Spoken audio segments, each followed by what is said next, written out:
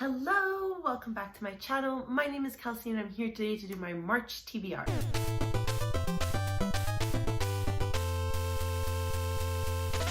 If you noticed that I didn't do my February TBR, no you did not.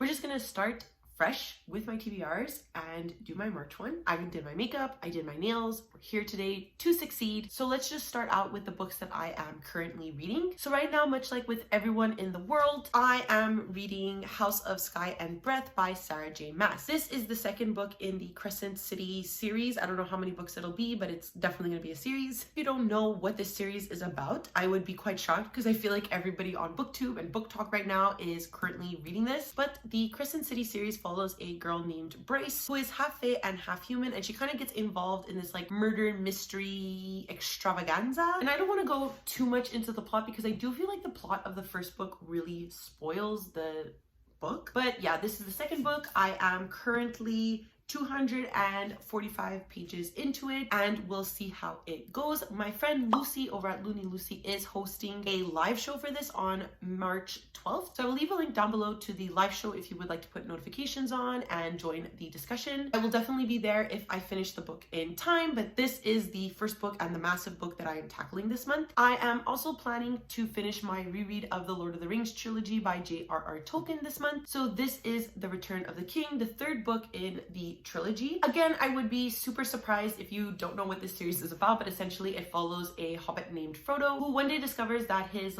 guardian uncle named Bilbo found this ring on his adventures, and Frodo is therefore tasked by Gandalf to take the ring to Mordor to kind of destroy it. The Return of the King I don't think is anyone's favorite in the series. I'm not sure if it is. This is going to be my second reread of the book, so I'm really excited to reread this. I am currently listening to it on audio with the Andy Serkis narration, which I absolutely love. Highly recommend if you're going to be reading or rereading this series to listen to it on audio, because I think he does a really excellent job getting into the minds of the characters, especially because he played one of the characters. And throughout this reread, I am using the encyclopedia by David Day of the Tolkien universe, and I do tend to tab whenever things appear in the books. So right now, just going through this while listening to this at the same time. And now we'll get into the rest of the books that I would like to read this month. So what I think we'll do is go through the books I need to read, my 30 before 30. So if you didn't watch that video, I will link it up above. This is essentially 30 books I would like to read before January of 2023 when I turn 30 years old. The list is kind of like a mix of books that I really want to read to continue series, for example, or books that are on list of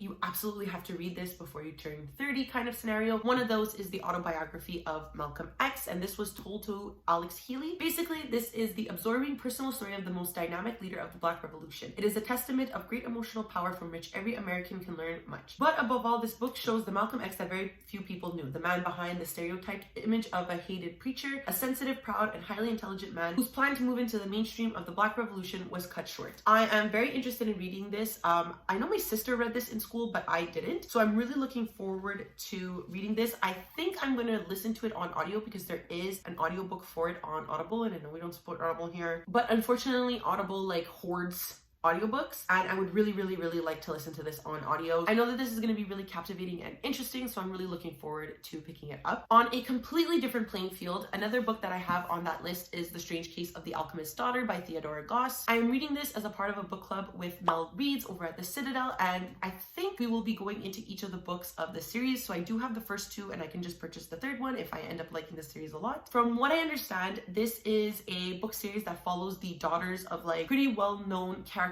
in canon literature. So the main character of the story is Mary Jekyll. She is alone and penniless following her parents' death and quickly finds herself drawn into the secrets of her father's past. And a clue leads her to believe that Edward Hyde, which is her father's former friend and murderer, may be nearby, and there is still a reward for information leading to his capture. And this is a reward that will solve all of her financial woes. Her hunt leads her not to Edward Hyde, but to Diana, his daughter. And with the assistance of Sherlock Holmes and Dr. Watson, Mary continues her search for the elusive Hyde and soon begins to gather around more women, and that's the daughter of Dr. Moreau, the daughter of Frankenstein, that kind of situation. And I've just really heard excellent things about this series. Everybody who has read it has really enjoyed it, and I don't feel like I'll be any different. So I'm really looking forward to picking this up and seeing how I feel, and hopefully continuing the series. After that, we'll go into Percy Jackson and the Lightning Thief by Rick Riordan. If you didn't see that video, me and Honani over at Honani Reads will be doing a read along for this series over the course of the next following months until we're done. So Percy Jackson and the Lightning Thief, I think, is a story that a lot of people have read when they were younger, and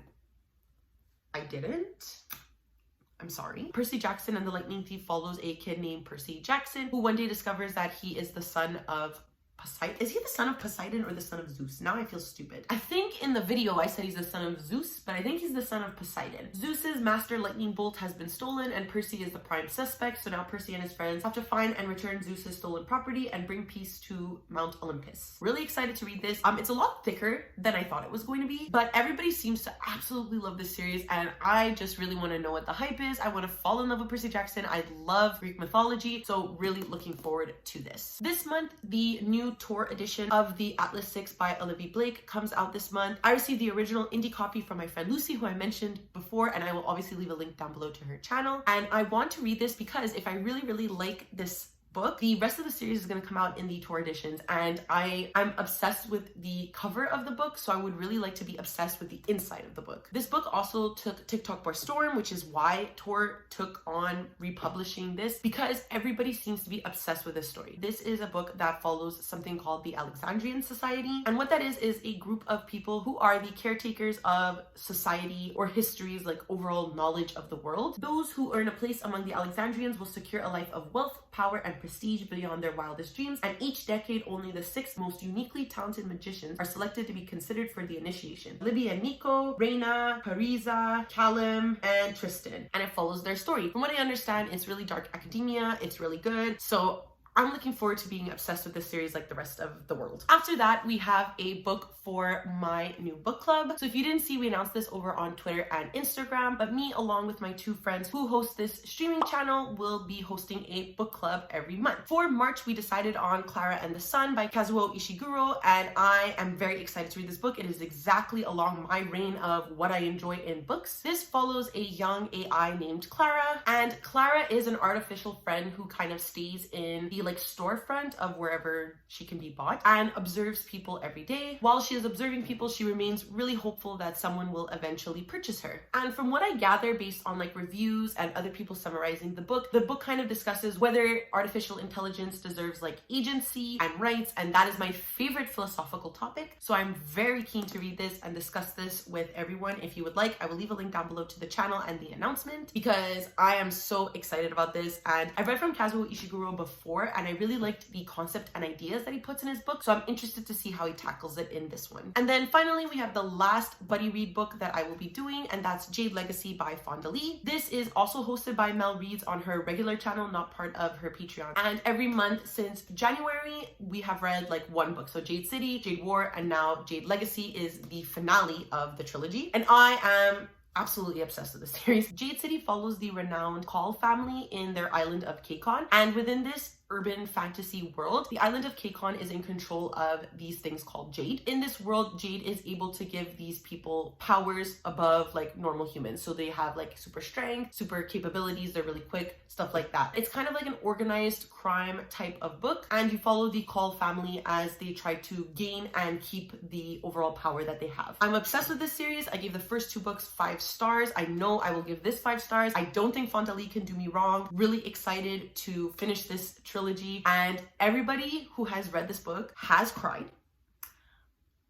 I don't know if I'm ready to cry, but like I'm kind of ready to cry. I'm kind of ready for this to destroy me, and that's literally all I want. And then if I am able to complete all of those books, I have 3 arcs that I would really like to get to this month. 2 of them are released this month, so I would like to at least read them along with everybody else. The first arc I would really like to get to this month is All My Rage by Sabaa Tahir, and I received this thanks to HCZ Frenzy, so thank you so much for providing me with an arc. So Sabaa Tahir is really well known for her Ember in the Ashes series, which is a series I would really like to finish this year actually, and it's a series that I really enjoy, but I know her mostly for fantasy. All My Rage is her first, I think, contemporary novel. It takes place within 2 countries and 2 timelines. The first timeline takes place in Lahore, Pakistan, and it follows a young girl named Misbah who is a dreamer and storyteller. She is newly married, but after their young marriage is struck by tragedy, Misbah and her husband move to the United States in order to kind of start a new life. The second timeline takes place in Juniper, California, and it follows Misbah's son, Sal. Sal and his best friend Noor grew up as outcasts, but at the same time that Sal and Noor's friendship begins to break due to a fight, his mother's health is slowly depleting and his father is leading into alcoholism. This is the journey of Sal's wish to go to college and kind of escape their small town life. And this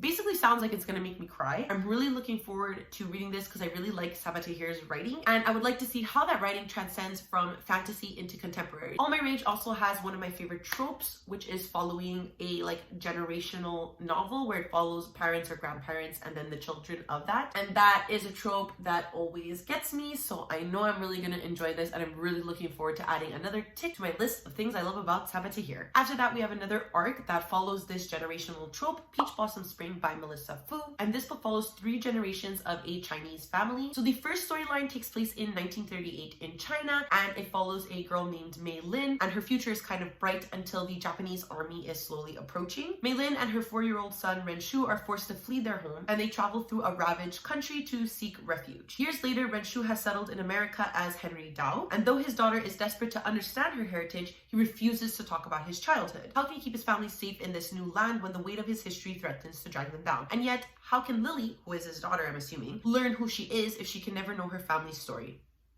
Sounds amazing. Sounds like I'm gonna absolutely love this because it's following 3 characters. I'm excited. I really hope I get to it this month. And the last book is a YA horror. Lately, I've been really into horror for some reason, and I would also like to get to What We Harvest by Anne Freystadt. This, again, like I said, is a YA horror, and it's kind of meant for fans of Wilder Girls. And while I didn't actually enjoy Wilder Girls, I really like the concept of Wild Girls and the world that was created within that book. So this follows a young girl named Ren who lives in a town called Hallows End, and it is described as a centuries-old perfect American town. Tourists travel miles to marvel at the town's crops. I don't know what that means, but the cover has a really interesting plant on it. So I think that it's something mystical about these plants. Oh no, okay, interesting. 5 months previous to the start of this book, there is a blight that occurs that it starts poisoning the farms. So it began by consuming the crops with a thick silver sludge bleeding from the earth. Next were the animals. They infected livestock and wild creatures alike staggered off into the woods by day, only to return at night, their eyes fogged white, leering from the trees. Then the blight came for the neighbors. Sounds fucking scary to me, and I'm really looking forward to reading it. So that's it. Those are all the books I would really like to get to in the month of March. If you have read any of these books, please let me know down below what you thought about them. Did you like them? Did you hate them? Am I gonna hate them? Let me know. Also, if you would like to follow me on any of my other social medias, I do leave a link down below to my Twitter, Goodreads, and Instagram if you would like to follow me there. That's kind of where I announce things if you don't want to miss book clubs and stuff like that, that maybe I'll announce, maybe not, I don't know. And also, because it is the end of the video, don't forget to subscribe, and ring the notification bell. It does wonders for my channel, makes me feel really good, makes me feel supported. I love engaging with people. And that's it. I don't know what else to say, so I will see you in the next video. Bye!